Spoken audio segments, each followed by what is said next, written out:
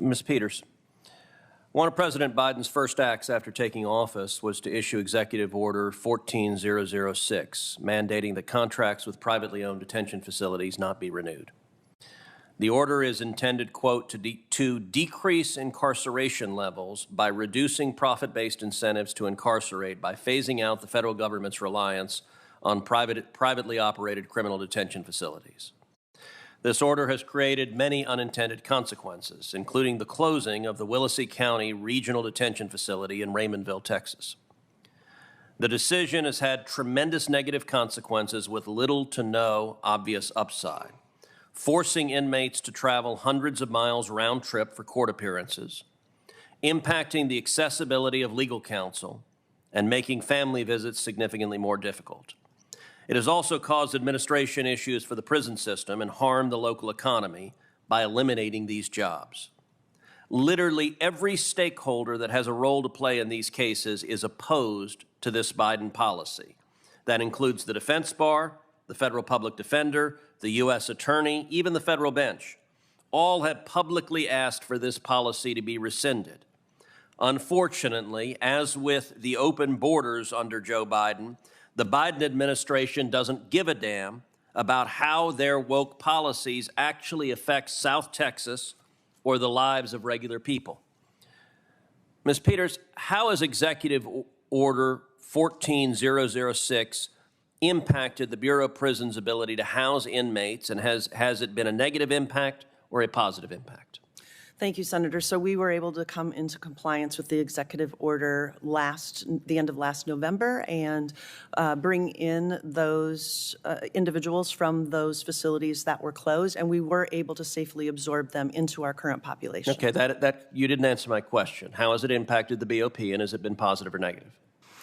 Senator, I don't know that I can put it in a positive or negative category. What I can say is the defense bar and the U.S. attorney and the federal bench, are they all wrong? I'm not familiar with their opinions and their reasons for opposing. Okay, unfortunately, you're illustrating that the Biden administration doesn't care about South Texas if you don't even know the impact it's having on all the stakeholders. All right, let's shift to the topic Senator Lee was just asking you about, because I have to say I found your answers to him thoroughly unacceptable.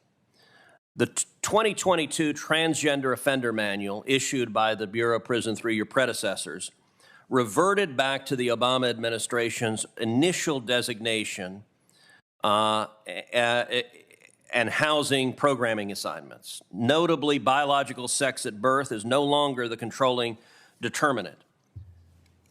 Right now today, how many biological males are housed in female prisons under BOP? Senator, I don't have those numbers in front of me today. Why don't you? We could look at them and get back to you. Why don't you? I just don't have them top of mind. Did you know you were going to be asked that today? No, Senator. Oh, you didn't? Have you been asked that before? On the record, Senator? Yes. I don't recall. You were asked a year ago in writing, and you failed to answer it in writing. You knew damn well you're going to be asked it today, but you don't want to answer it. Senator Lee asked, why don't you report the numbers? You don't report the numbers because you don't want people to know the numbers. So the fact that you sit there and say, I don't know, he said 1,300. Is that number in the ballpark? 1,300 as it relates to which category, Senator? Biological males housed in female prisons. No, that would be a much larger number. Which is a larger number? So the number of individuals who even identify as transgender at the Federal Bureau of Prisons is around 1,700. And the number of individuals that are housed in institutions not conforming with their biological sex are very low. Very low. Are we talking 100? Are we talking 10? We will look at the numbers. We're talking less than 10. So your testimony here, I just want to understand, your testimony here today is there are fewer than 10 biological males, human beings that were born male, who are housed in female prisons. Is that your testimony? That is my understanding, and I will confirm that and get back to you. Okay. Of the 1,700 prisoners you referenced, how many of them are convicted sex offenders? I do not know the answer to that, Senator. Are you aware that Great Britain's numbers, according to a January 2022 report, is the proportion of male-born transgender offenders who are sex offenders in the UK prison system is roughly 60%. significantly higher than the 18% of the general population? Are those numbers consistent with the American numbers? I'm not familiar with Great Britain's numbers. So let me ask you this. How many female inmates have been sexually assaulted by biological males who BOP has housed in female prisons? Senator, I would have to look into that and get back to you. Do you have an obligation to protect those female prisoners? Absolutely.